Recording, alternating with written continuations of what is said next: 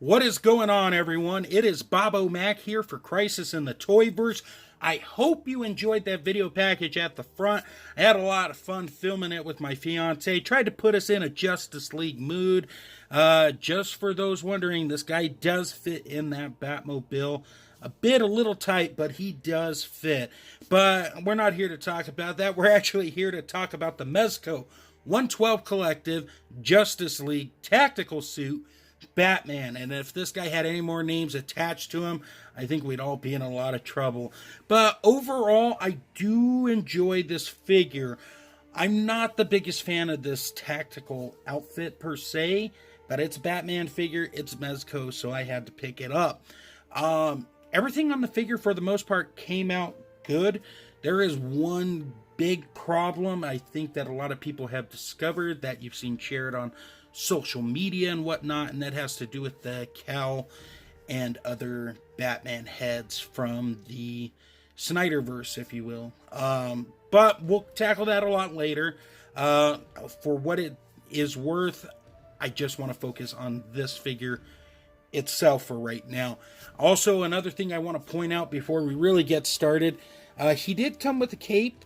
Now, I went ahead and put wire in it, or I should say I had my fiance put wire in it. But it is the same length as the BVS cape. It is made of a different material. It is a lot thinner, and I think it actually works a little bit better on this figure than, say, the BVS cape, which was extremely long. It's still long here, but it works just as well. You don't have any browning on the bottom or anything from the dirt, obviously, because, you know, Batman rocked out a new cape. But with that being said, let's just look at the figure itself. Let's go ahead and start first with the head. And in the head, you have a very nice portrait of the Ben Affleck Batman that I think Mezco did pretty well. The cowl itself, or the top of it, has some nice little tech details on it as they're getting ready to go battle against Steppenwolf and the Parademon army. The chin came out great, and the eyes look pretty good too. The cowl piece itself has a little tech overhaul to it. It's got that nice gold piece right there. And then when you get to the body of the figure, he's got this catcher's outfit. That's what it reminds me of, at least. With the Bat logo on top, it's painted and sculpted very well. Look at all those buckles and straps that Mezco crafted onto it. Now, the tactical armor here is a softer, pliable piece. It's attached like so throughout the regular BVS body. It would have been nice if Mezco kind of would have went with a darker shade of this outfit and maybe even applied that Spec Ops Punisher look to it. That would have been really cool. I understand they probably did for cost reasons, whatnot, but it's something that I wish we would have seen with this guy. But the armor piece on the sides came out great. The gauntlets look fine. The hands look good. The belt looks tremendous. The pieces that attach to the legs also came out good. Look at all that strap work done and how it's painted.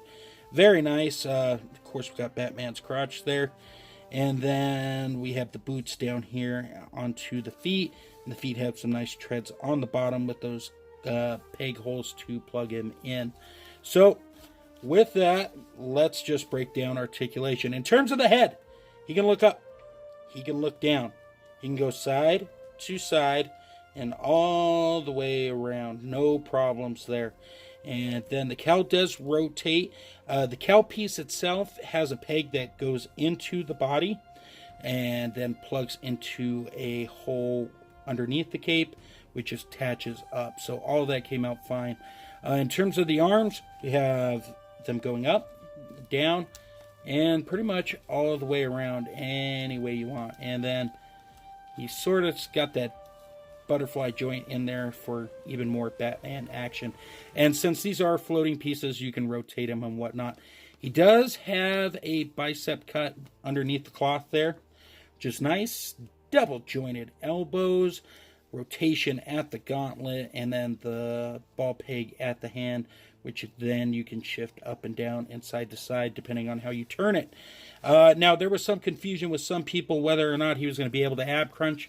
I'm here to tell you, Batman can definitely ab crunch down, and he can limbo back with the best of them. Really good amount of articulation on this guy. And then, of course, we can get him to go side to side and rotate like so. And then, since the belt's the floating piece, you can always tuck it up and over like so. Batman can do the splits. He can bring him back in. He can kick forward. He can go back. It rotates there. Be mindful of that piece right there. You don't want to break it or strip it. We do have a double bend at the knee. Very nice. We do have boot rotation. And then we have a ball peg that goes up at the foot, goes back a lot more, and we do have it rocking side to side, which works out quite well on this guy. I know some people really want foot articulation. So, all in all, not too shabby with Batman. Let's go ahead now and talk about accessories and talk about this cowl piece, because this is going to be big point of contention with a lot of people, and we'll go from there. All right, here we are at accessories. Kicking things off is the Parademon rifle. This has a lot of nice detail on this. Mezco did a really good job with this. Really loved just the texture and paint on this. This came out quite well. Moving on from there, as you will see, we have our 3 Batarangs, which are very similar to the ones we saw with the BVS release. And speaking of similarities, we also have Batman's trusted grapple gun. This, of course, is a must, I believe. I mean, come on, Batman, grappling gun. They kind of go hand in hand. This is identical to the BVS one, down to the accessory pieces, the clip that fits into the gun, to the ones that are extended out, and lastly to the one with the long stretchy string on it. Going on from there, we have ourselves the goggles, and the goggles are one set of 2. And we have, let me just bring one in right here. Let me take the alternate Batman head. I'm going to just put them on. They clip right in, no problem, and then you just slide them over. And Batman looking mean and menacing with those goggles.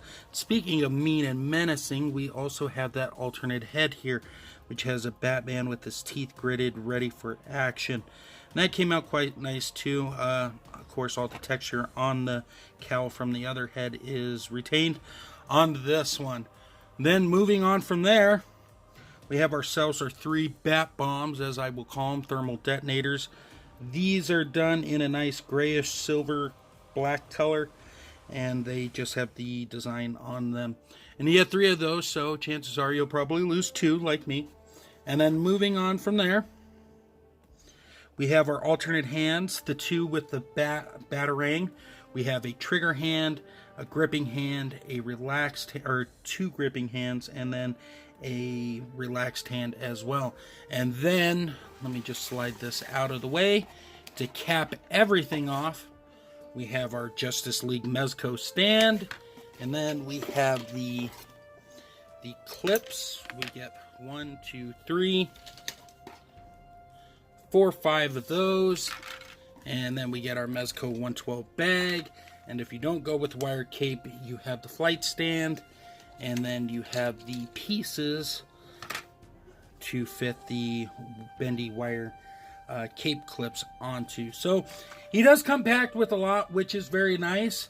As promised, I wanted to talk more about the cowl here. Obviously, this cowl has a different design on it. And the problem people are having is that none of the heads will fit. Now, I have a solution to that problem, and I'll show you that here in a moment, and we'll go from there. Alright, so here's the figure with the cowl taken off like promised. The cape is sewn on, and I've already kind of messed it up a little bit, but that's okay.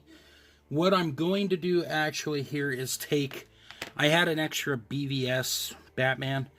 I did pop off that cowl. Obviously, it's a little different, doesn't have all the tech on it. But if you wanted to, you just take some tack putty, plop it in, and you set it on the figure. It doesn't look too bad. Once again, it's not going to be screen accurate. But what you can do is take one of those heads, pop that on. Make sure you got it popped on right. And you got him in his tactical gear. And it looks close enough that I think it works. It's not a perfect fit. If I had the cape plugged in, it'd probably look a little better. But that is a quick fix for that. Now, you could probably buy the knockoff version and then just plug that in if you're going to go this route. Or you can find somebody who can sculpt you a new cowl that has tech base. But there is a solution to the problem for those who want to know it. Although it's not the best solution, it's a solution that's going to work for me. So there is that. So when you see the photos of him like this, just know it's not the same cow. So that's going to pretty much cover all of that. Let's go ahead and do a size comparison, and I'll wrap this up. But before I do that, I will show you this Batman in the Batmobile, and we'll go from there. All right, the million-dollar question: does tactical suit Batman fit into the RC Batmobile? Well, let's find out. Obviously, if you've seen the beginning of the video, that answer is yes. But for giggles, let's try to stick him in again. Oh, Batman's sliding in. Get him adjusted. And he does fit with the lid off. I don't have the canopy lid on right now, only because, you know, in the movie the lid comes off at some point. So the short answer is yes. I have not tried it with the lid. I did take a hairdryer to pop the lid off, but I figured those who would want to see it, there it is right there in the flesh. So let's go on to our size comparison and wrap this show up. Alright guys, size comparison time. In the middle, of course, we got our new Batman, our tactical suit. And then we got the Nightmare Batman, the Armored Batman, and our regular release of Batman from BVS. All of these Batmans look great with one another. And it's kind of crazy when you think about it that we've gotten 4 Batman costumes here from Mezco in the last couple of years. I think that's pretty awesome. As it relates to the movie line, I want to point that out.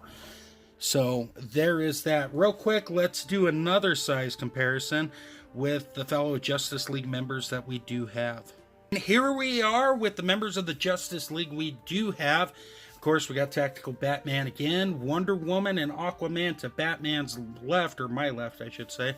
And then we have Superman at the other end. Here's hoping we get Flash and Cyborg to complete the team, to unite the league, if you will. But this guy fits in great with other Batman figures, and he fits in good with the Justice League members that we do have.